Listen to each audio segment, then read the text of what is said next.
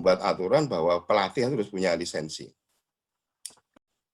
Nah, ini adalah statement kenapa pelatih itu harus dilisensikan, harus punya lisensi, nggak boleh sembarang orang atau mimpin latihan ya di kota Anda atau di desa Anda mimpin latihan. Kenapa itu harus ada licensing dan certification? Di situ jelas bahwa kenapa harus ada lisensi itu untuk assure quality of coaching. Jadi memastikan tentang kualitas pelatihannya.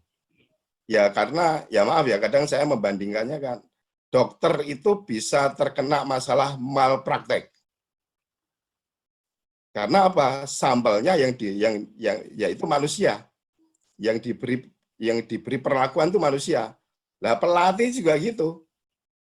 Yang diberi perlakuan juga manusia. Ini kalau sampai dosisnya salah, terus terjadi cedera, terus terjadi overtraining, undertraining, atau bahkan anaknya stres dan sebagainya, wah, saya nggak tahu. Secara hukum itu bisa jadi masalah. Karena di sini jelas. Kenapa pelatih itu harus punya lisensi? Ya untuk memastikan bahwa program yang diberikan itu berkualitas. Karena program pelatih itu mengandung 3 hal. Karena pelatih tugasnya memberi instruksi.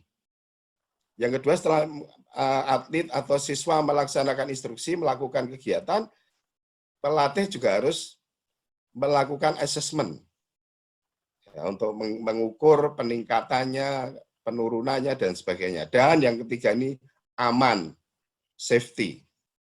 Nah ini yang terakhir ini statementnya agak penting. Can be effective in ameliorating lawsuit. Artinya gini, tidak melanggar hukum. Mungkin Anda di Indonesia masih tenang-tenang. Kalau tahu-tahu melatih ada salah ngelatih, atau cedera, atau patah tulang, atau anaknya stres. Kalau sekarang di negara maju, orang tuanya bisa lapor ke polisi. Ini kenapa ini statement ini saya tampilkan, ya supaya kita makin nanti, makin ke depan zaman kita ini, ya makin semuanya harus punya berbasis hukum. Meskipun olahraga tapi melanggar hukum ya jadi masalah. Apalagi di tengah corona ini. Anda tetap latihan tanpa ada prosedur corona, COVID, ya ada masalah, Anda bisa ditangkap karena melanggar. Ya. Nah ini, saya kembalikan ke teman-teman. Kalau jadi pelatih itu yang mana sih? Anda itu melatih volunteer, amatir, atau profesional? Kembalikan ke diri kita masing-masing. Kalau volunteer ya sukarelawan. Mungkin nggak digaji, gajinya dikit tapi nggak apa-apa, sukarelawan. Amatir itu digaji sesuai dengan jam kerja. Tapi kalau profesional, ya nggak kerja lain, ya melatih. Ini sebagai gambaran. Ini sistem olahraga di Indonesia, undang-undang olahraga jelas bahwa olahraga itu paling bawah itu adalah olahraga rekreasi pemasalan, biasanya usia dini dan olahraga kemasyarakatan. Naik lagi adalah pembinaan atau pendidikan, olahraga pendidikan, yaitu siswa-siswa yang berada di sekolah, usia sekolah 16 tahun ke bawah. Nah yang terakhir adalah di atas 18 tahun biasanya sudah masuk kategori profesional. Ya kalau Menpora kemarin menyampaikan bahwa liga profesional di Indonesia yang tercatat baru 3 sementara. Yang istilahnya yang punya market yang luas sebagai industri, yaitu 1, Liga Sepak Bola, Liga 1, yang kedua Liga Basket, IBL, yang ketiga ya Proliga. Ini yang secara kontinu yang diakui sebagai olahraga profesional. Jadi melatih di situ ya nggak kerja lain, harus full time. Nah sementara di level pendidikan ya mungkin contoh pelatih usia dini, sekolah sepak bola, sekolah basket, biasanya masih nyambi jadi guru, masih nyambi bekerja yang lain dan sebagainya. Apalagi kalau volunteer, ya tidak mengharapkan income. Nah ini tadi disebut sama Coach Mundari.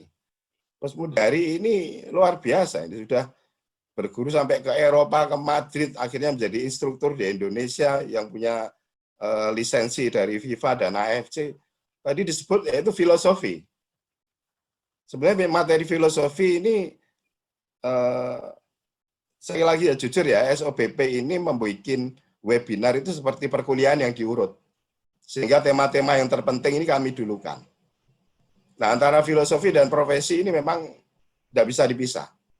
Tapi kami mencoba hari ini profesi, insya Allah next-nya akan filosofi. Karena gini, rata-rata, maaf ya, ini asumsi saya, banyak pelatih gagal bukan karena teori teknik taktiknya atau fisiknya jelek, Pak. Banyak pelatih gagal karena tidak punya filosofi kepelatihan yang jelas. Ini di bagiannya udah kelihatan. Kadang-kadang pelatih itu cuma lihat atas, implementasi. Oh, pelatih dari Jose Mourinho melatihnya seperti ini, prakteknya ada yang dilihat. Dia nggak membaca teori, ada Jose Mourinho, ada Pep, ya, ada Jurgen Klopp. Mau ikut yang mana? Mereka punya teori sendiri-sendiri. Nah, supaya Anda nggak bingung, nah ini uji sinilah.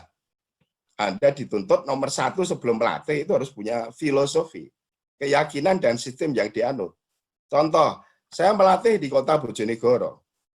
Ya saya menghadapi situasi seperti di Bojonegoro, siswanya, orang tuanya, sarananya beda-beda. Sehingga dengan kajian teori yang saya banyak dapat dari para pelatih top, saya yakin yang mana yang saya anut menjadi diri saya sendiri, itulah filosofi. Nah, nanti bagaimana membentuk filosofi yang kuat, kita siapkan untuk materi webinar berikutnya. Jangan sampai tidak ikut, Eman. Nah ini, tadi kan ada statement coach is science and art.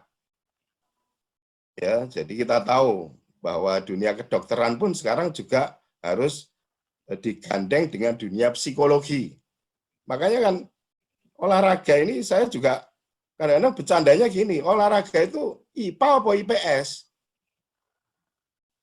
Ya, IPA karena apa? Sampelnya manusia, dominan ini tubuh manusia.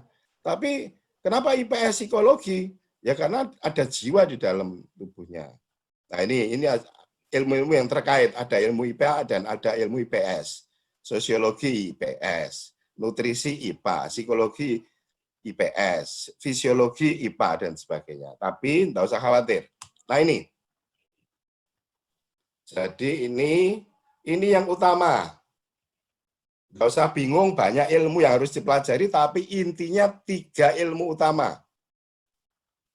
Ya, 3 ilmu utama yang sesuai dengan tugas Anda sehari-hari menghadapi siswa berolahraga atau atlet.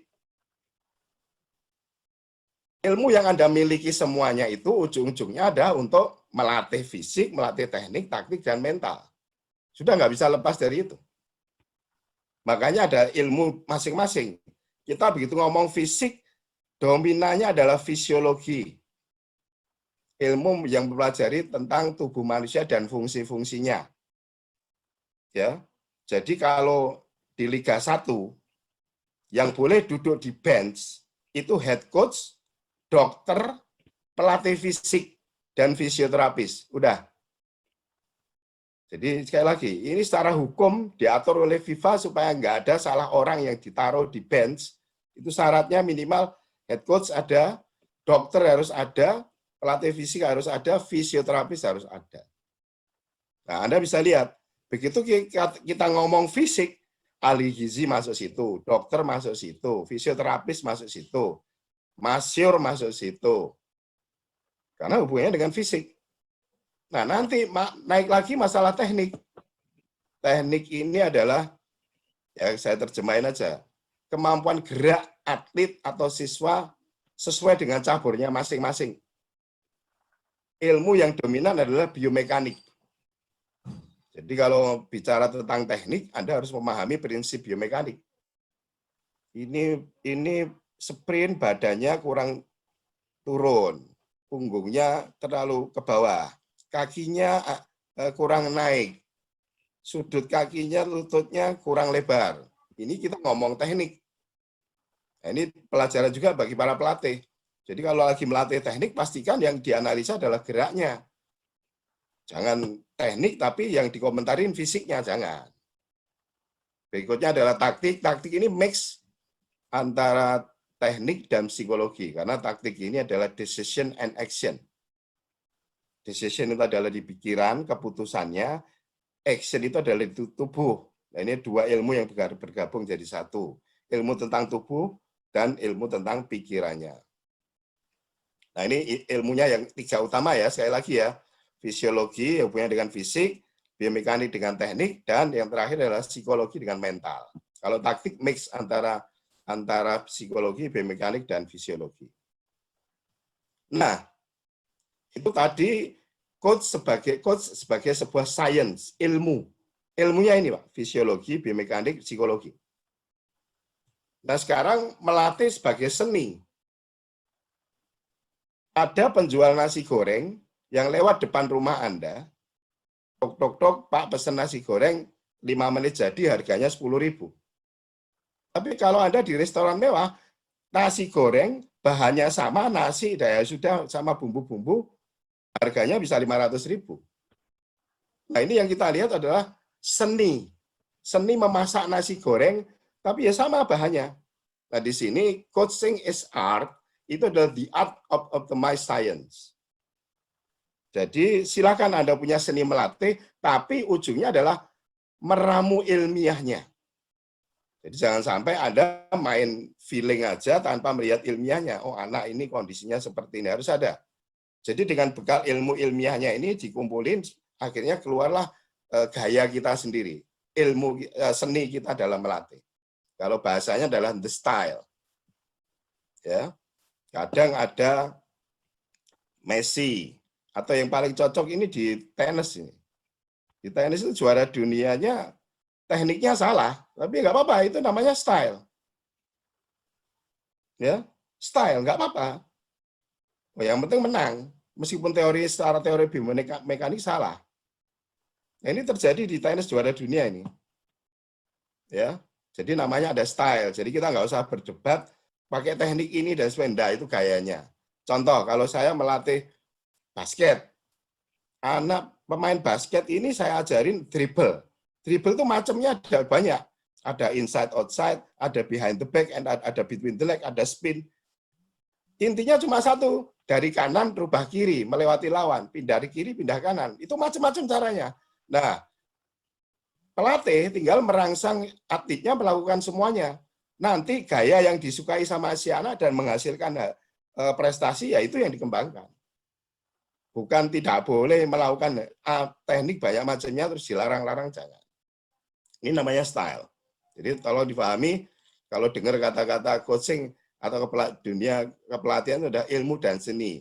Seninya itu bukan seni sakar PDW selera saya, boleh selera Anda, tapi harus optimize science berdasarkan scientificnya. Nah, ini seninya ini ada 3.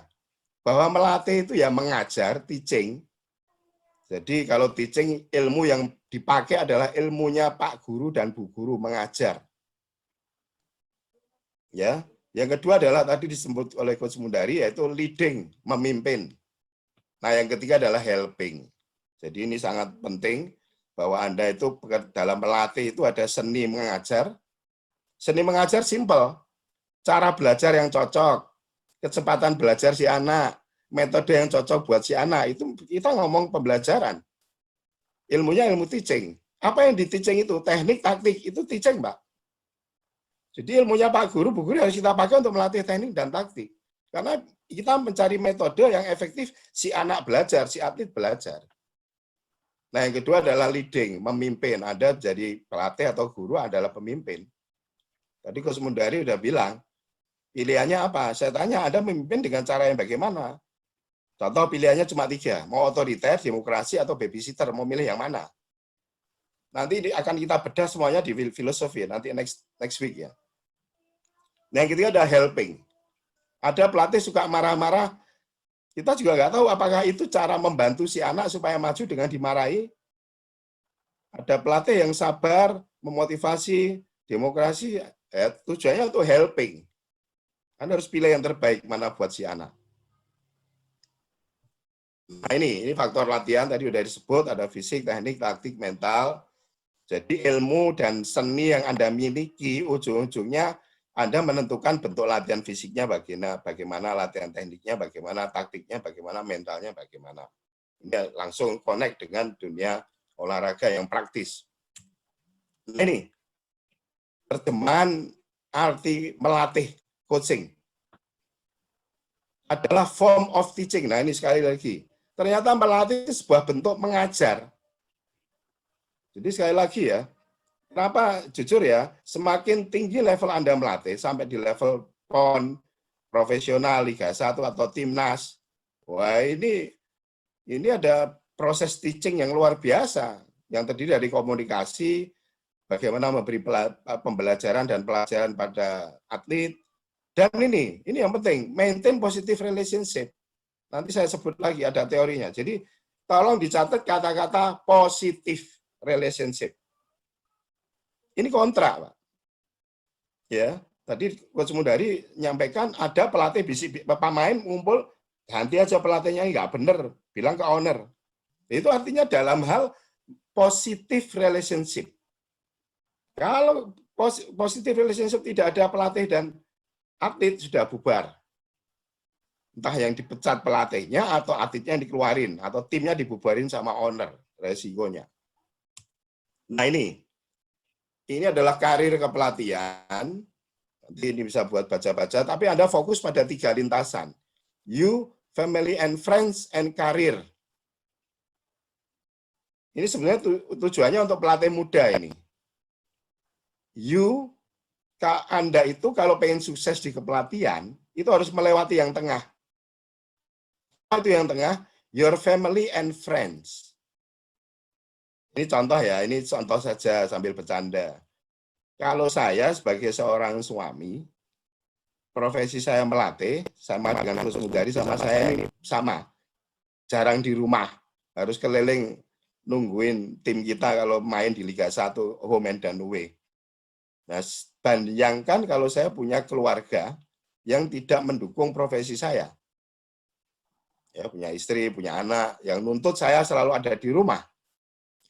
Saya yakin ini pasti akan konflik di karir saya. Untuk pelatih muda, pastikan your family and friends, didukung oleh keluarga. Friends, hati-hati, terutama yang masih muda. Itu bisa boyfriend, bisa girlfriend, bisa good friend, bisa bad friend. Jadi hati-hati. Ya, kalau kita tahu bahwa kalau kita pengen wangi, ya bertemanlah dengan penjual minyak wangi. Ya balik lagi, kalau Anda pengen berkarir di kepelatihan, ya pastikan your family and your friends support you. Ya, mendukung Anda. Kalau teman-teman dan lingkungan Anda, keluarga Anda tidak mendukung, saya takut ini. Bahaya banget. Gitu loh. Nah ini saya tambahin, kita kadang terjebak pada fenomena antara bedanya guru dan melatih. Jujur ya, kalau di SOBP, namanya bukan coach, namanya bukan teacher, adalah coach teacher. Karena di dalamnya ada 2 fungsi, apalagi di usia dini. Ini, guru mendidik, mengajar, outputnya adalah good character dan healthy life. Jadi kalau guru di sekolah mengajar penjas, outputnya good character and healthy life. Basketnya, sepak bolanya nggak bagus, itu nomor sekian. Yang penting karakternya baik, anaknya gaya hidupnya sehat, dan anaknya bugar. Sudah, titik. Itu guru. Tapi kalau pelatih, tugasnya adalah melatih, endingnya adalah berprestasi, berkualitas. Ya, saya kadang bilang, atlet ini bukan anak normal kok, bukan. Ya, dia anak spesial. Karena di saat yang lain boleh tidur siang, dia harus persiapan ke lapangan. Ya, dia harus fokus membagi tugas antara pengen jadi atlet atau berlatih olahraga dan sekolah. Ini spesial. Makanya hati-hati. Kalau Anda melatih di usia dini, terus anaknya dituntut menjadi atlet, apa dia bisa bagi waktu antara sekolah? Makanya di SOBP sangat hati-hati kurikulumnya. Kita harus pakai benar-benar secara ilmiah itu sebenarnya bagaimana sih yang benar. Makanya kita tekankan di SOBP. Nah ini kontrak menjadi pelatih ada 5. Jadi tolong kalau nanti diingat-ingat, kalau pengen menjadi pelatih, kontraknya ada 5 itu. Ya, nomor 1 positif persuasif, tadi sudah disebut.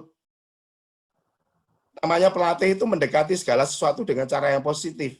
Tidak ada marah-marah, tidak ada menghukum, tidak ada membuli, tidak ada memaki-maki, dan sebagainya. Hindari negatif. Itu kontrak. Kalau pengen berlanggeng di dunia kepelatihan, pastikan Anda selalu positif, persuasif. Mendekati segala masalah dengan cara yang positif. Kalau Anda sudah terbiasa berpikir positif, Anda ketemu wartawan, diwawancarai TV, ini pasti statementnya positif. Nggak bakalan. Ya, itu. Yang kedua, skill mengajarnya, teaching-nya, layaknya ahli pendidikan. Nah ini, kenapa tadi ada teaching? Ya karena kontrak pelatih yang mengajar, nggak bisa ditawar lagi. Ya nanti pelatih merasa teknik taktiknya oke, pengetahuannya, tapi ngajarnya keliru ya, sama saja. Kadang kalah sama orang yang punya teori mengajar. Oh kalau saya mengajar dribble seminggu bagus, tapi ada pelatih lain teorinya bagus, setahun nggak bagus-bagus. Apa yang membedakan dua orang ini? Ya metode mengajarnya. Makanya dia harus tahu bagaimana skill mengajar. Yang ketiga, administrasi leadership-nya layaknya seorang bisnis eksekutif. Nah, cocok dengan kondisi corona pandemik tahun ini. Kalau pelatih nggak punya tab atau nggak punya semuanya nggak ada di HP, nggak bisa virtual ya kacau. SOBP kalau tidak punya administrasi yang istilahnya virtual, ya anaknya berhenti latihan. Training from home, mana buktinya? Ya, administrasi harus keren.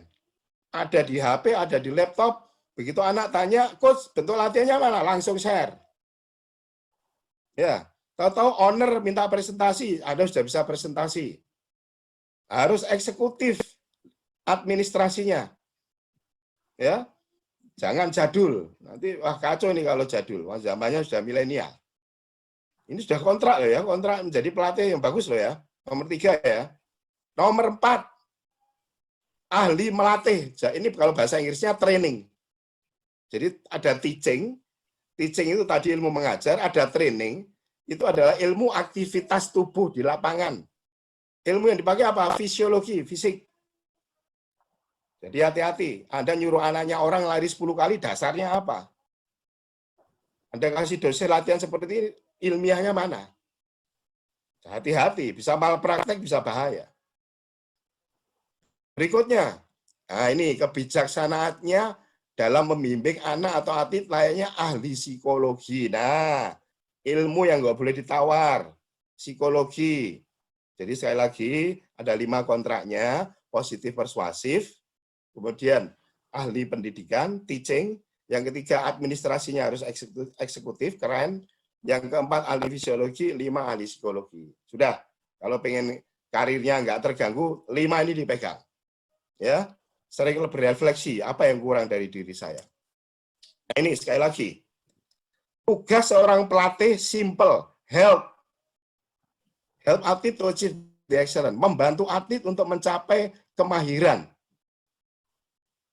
Bukan prestasi, atletnya mencapai sebuah standar mahir, excellence. Kalau prestasi itu juaranya cuma 1, kalau yang pesertanya 1000 ya nanti kacau. Apa kata-katanya help? Itu adalah sebuah konotasi, di situ ada komunikasi 2 arah. Help itu saling membantu. Nah sekarang pelatihnya pengen juara, atletnya nggak kepingin. Sama aja. Atletnya semangat, pelatihnya nggak bisa memberi yang baik, sama saja.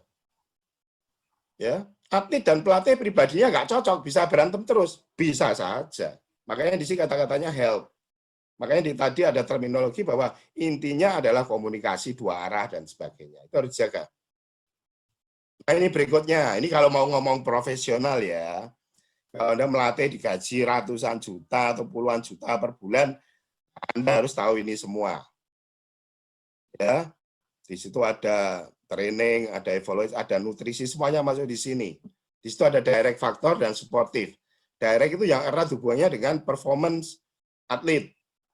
Latihan, sarananya ada enggak, dosis latihannya benar apa enggak, evaluasinya ada enggak, rekaman latihannya enggak, ada enggak, statistiknya ada enggak, tes and measurement-nya ada enggak, udah. Tapi ya itu gajinya harus besar, karena harus handle semua. Tapi balik lagi, kalau Anda merasa volunteer, ya sudah, enggak apa-apa. Berarti Anda enggak usah nyari gaji. Nah, yang kanan adalah supportive factors, itu faktor yang mendukung prestasi. Apa contohnya? Itu finansialnya, gajinya besar atau enggak, administrasinya, legalitasnya benar atau enggak, fasilitas latihannya, mesnya ber-AC atau enggak, aturan di mes itu benar apa enggak, gaya hidupnya, nutrisinya, pakaiannya, dan sebagainya. Ya, ini tolong dicermati ya. Nah, ini ada nanti dibaca-baca siapa yang akan sukses, ya kan? Sukses, parameter sukses di kepelatihan itu ada 4. Menang, tapi celakanya pemenang cuma 1, yang gagal banyak. Pakai parameter yang berikutnya, mastering new skill, anaknya berkembang. Ya, dulu nggak bisa ini, sekarang bisa ini, itu parameter sukses. Jangan ambil menang saja. Parameter sukses berikutnya adalah enjoy competing. Anaknya mau kalah, besok semangat latihan lagi, menikmati berkompetisi. Nah, yang ketiga, yang keempat, develop self-esteem. Anaknya merasa berharga, bangga berada di tim. Nah, ini tolong parameter sukses di dunia kepelatihan, tolong 4 ini dipegang. Anda nggak usah panik. Ya, contoh saya itu mengarungi dunia kepelatihan, tim saya nggak pernah menang, tapi ya tetap aja dikontrak klub. Paham maksudnya ya? Karena kalau parameter menang juaranya cuma 1, Pak. Ya, tapi kalau parameter mastering new skill, enjoy competing, ya orang akan melihat, wah, pelatih ini bisa membawa dari peringkat 10 ke peringkat 8. Oh, keren. Oh, pelatih ini pemainnya tanggung jawab semua ya, semangat-semangat. Oh, ini keren. Itu bisa jadi dilihat orang. Parameter sukses.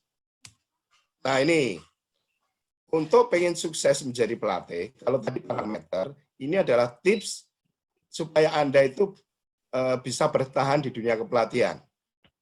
Jadi arti sukses dalam kepelatihan itu macam-macam. Ada timnya juara, ada nggak pernah nganggur, dapat kontrak terus, ya Anda itu yang mana silahkan. Tapi ingat, untuk bertahan di dunia kepelatihan, parameternya gampang. Ya, nomor 1 adalah berkepribadian yang baik dan profesional. Ini sebagai penutup.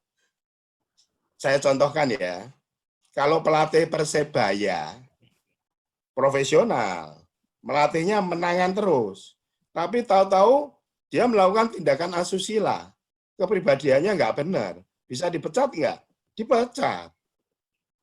Karena melatih itu nggak enaknya dituntut 2, kepribadiannya sempurna, menjadi manusia sempurna, tapi juga profesional. Profesional itu standar kerjanya memang kelas tinggi. Tapi ya balik lagi, kalau Anda bermodal menjadi pelatih cuma bermodal kepribadian, Anda sopan santun, tapi kompetensi profesional nggak ada, ya tetap aja nggak akan berhasil. Jadi harus dua-duanya, kompeten secara profesi dan juga mempunyai kepribadian yang baik. Ini dua-duanya yang penting. Nah ini, tadi ini turunannya aja. Sebagai pribadi, ini syaratnya pemimpin, follower, juga menjadi ngikutin kemauan apa yang terjadi di atlet, di siswa. Role model jadi contoh. Disiplinarian, Anda itu yang punya kewajiban mendisiplinkan anak-anak. Ada psychologist, ada friend and counselor, ya teman. Pelatih fungsi sebagai teman dan pembimbing. Parent substitute, pengganti orang tua, dan family member sebagai anggota keluarga. Nah, secara profesional, Anda dituntut administrasinya bagus. Personal manager, Anda punya asisten, punya pelatih fisik, punya dokter, punya ahli fisioterapis, punya utility, dan sebagainya. Anda itu harus memanage, punya captain. Anda harus manage, personal manager itu memanage orang-orang yang ada dalam tim.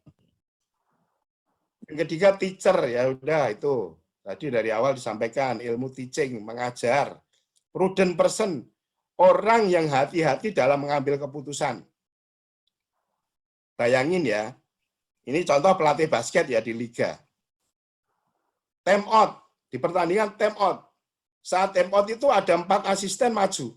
Asisten fisik, asisten teknik, asisten defense, asisten psikologi, ngomong data. Coach ini sebaiknya nih, ngomong semua. Data ini masuk ke otaknya pelatih, dia harus ambil keputusan. Mana? Maka yang digaji mahal itu head coach. Karena dia harus prudent person, dia harus menjadi orang yang sangat berhati-hati dalam mengambil keputusan. Jadi kalau Anda menjadi coach, hati-hatilah mengambil keputusan. Keputusan Anda akan aman kalau Anda mempertimbangkan sport science tadi ya juga, itu yang penting. Berikutnya adalah trainer. Tadi training tadi adalah ilmunya fisiologi, jadi harus paham fisiologi sebagai profesional. Nah, yang berikutnya adalah public relation, tadi disebut Coach Mundari. Bagaimana ngadepin wartawan, bagaimana menulis status di IG, di FB, status di Twitter, dan sebagainya, itu harus hati-hati. Berikutnya adalah strategis and tactician. Ahli strategi, ahli taktik. Jago banget untuk memenangkan pertandingan. Nah, berikutnya secara profesional, ini professional preparation-nya ya. Jadi Anda, ini gambaran aja. Jadi kalau pengen sukses di pelatih, nomor satu itu kuliah. Kalau memang ada waktu untuk kuliah 4 tahun di kepelatihan.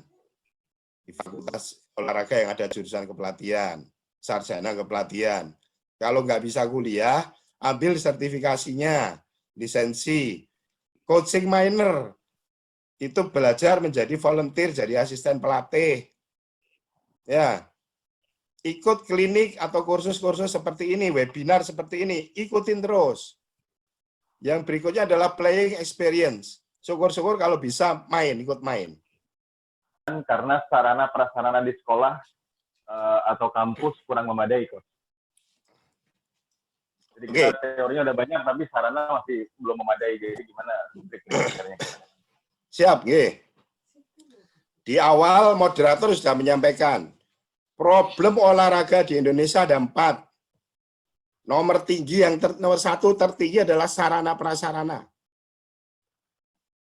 Jadi memang itu masalah kita. Sama dengan SOBP. Kalau kita nunggu sarana yang standar, SOBP nggak bakalan buka di Sumatera, nggak bakalan buka di Kalimantan, nggak bakalan itu.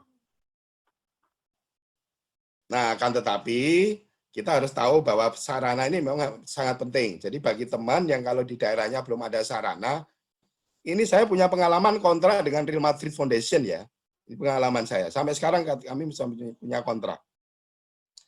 Real Madrid itu datang ke Indonesia, ke Banjarmasin, home base kami. Waktu itu tidak ada stadion. Tapi kami pengen ada Real Madrid program di daerah saya. Dia datang dari Spanyol, dari Madrid ke Banjarmasin, Banjarbaru. Saya ditanya, latihannya di mana Pak Arifin? Di sini Pak. Lapangan jelek, nggak standar, ya masih nggak rata. Apa kata Madrid? Ini sudah cukup. Yang penting anak-anak mau berlatih. Itu lebih penting daripada nunggu sarana bagus dulu baru mau latihan. Ini curhat ya, saya juga curhat, ini pengalaman pribadi saya. Jadi, sebetulnya contoh main sepak bola, butuhnya kan tanah lapang yang tidak diganggu anak-anak. Apakah rumputnya harus bagus? Enggak. Bahkan berpasir pun enggak apa-apa. Jadi tolong, kalau Anda, di daerah Anda belum ada sarana bagus, tapi Anda punya program yang bagus, nah eman Anda punya kompetensi yang bagus, enggak jalan-jalan.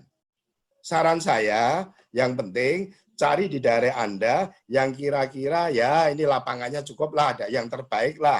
Meskipun yang penting anak-anak di situ nggak berbahaya. Yang penting tidak berbahaya. Lanjutkan saja. Nanti kalau Anda bisa promosi program Anda ke orang tua, ke bupati, ke pemerintah, loh, ini anak-anak kok semangat, padahal nggak ada saran. Siapa tahu pemerintahnya peduli, kita berdoa, langsung dibangunkan sarana di tiap kecamatan, di tiap kabupaten, tiap desa. Ini semangat kita ya. Tapi ingat, problem olahraga tadi disebut nomor 1 sarana. Jadi tolong kalau ada masalah sarana, abaikan. Yang penting Anda tetap cari mendakwahkan bahwa Anda punya program yang bermanfaat. Ya, cari follower, kita latihan, nanti makin banyak orang akan peduli. Cara membuat pengembangan program latihan di masa sekarang ini, khususnya di masa pandemi COVID-19 untuk atlet atau anak-anak didik kita. Kegiatan-kegiatan apa yang bisa dilakukan? Ada parent, kalau kemarin saya jawab parents gathering. Jadi Bapak kalau mau melatih anak-anak di rumah, jangan diserang anaknya dulu, Pak. Orang tuanya. Makanya parents gathering. Bapak, hari Sabtu jam 9 latihan ya, tolong anak-anak disiapin. Programnya ini. Nah, nanti jangan sampai ini menjadi kendala utama. Training from home, virtual training itu wajib. Tadi minggu kemarin ada yang tanya dari Bengkulu, malah di desanya tidak ada internet. Ya manual. Emang kalau nggak ada internet, nggak latihan, kasihan anak-anaknya. Padahal Corona COVID-19 ini jawabannya adalah ada beberapa aturan presiden. 1, jaga jarak, stay at home, pakai masker, sering cuci tangan. Apa yang terakhir? Berolahraga. Tahu-tahu gara-gara nggak ada internet terus nggak berolahraga, bahaya banget. Apalagi yang jawab adalah orang olahraga. Saya pembina olahraga jawab, nggak ada internet, ya susah, lah kacau. Nah, tetap manual, nggak bisa internet manual, Pak. Entah bagaimana caranya. Entah SMS saja atau telepon diingatkan dan sebagainya. Kunci pengen sukses di kepelatihan yaitu adalah selalu mengikuti kursus, mengikuti diskusi. Kalau saya bilang ekstrim, kunci meningkatkan kualitas pelatih cuma satu jawabannya, adalah pertemuan dan diskusi rutin. Tadi hari ini kita fokus pada profesi melatih. Sudah jelas ada kontrak profesi di situ. Yang pertama, kontrak mempunyai kepribadian yang baik. Yang kedua adalah kontrak mempunyai kompetensi. Ini adalah yang memberi gambaran bahwa coaching is science and art. Melatih itu diperlukan ilmiah dan juga seni melatih. Nah, yang lebih penting lagi setelah Anda memahami semua ini tadi, kita bedah ilmiahnya, kita bedah tentang seni melatihnya, baru kita ikutin bagaimana karir development, bagaimana kalau Anda pengen berkarir di kepelatihan. Jawabannya simple, sering menghadiri pertemuan rutin, ya, diskusi rutin itu penting. Kenapa di FIFA? Kalau saya kemarin, saya pernah di Perbasi, saya pengurus bola basket Indonesia, saat saya menjadi ketua bidang kepelatihan, saya bikin lisensi basket. Wajib, karena kenapa harus berlisensi? Karena ini standar kualitas kerja. Dan setelah punya lisensi, bukan berarti dia terus nggak ngapa-ngapain. Kalau dalam 2 tahun dia tidak pernah mengikuti refreshing, lisensi kami cabut. Itu menandakan bahwa kunci mencetak pelatih, mencetak kualitas pelatih adalah pertemuan rutin dan diskusi rutin. Makanya pesan saya, mungkin kalau yang webinar ini istilahnya sangat terbatas, nanti harapannya kita kalau Anda bergabung di membership,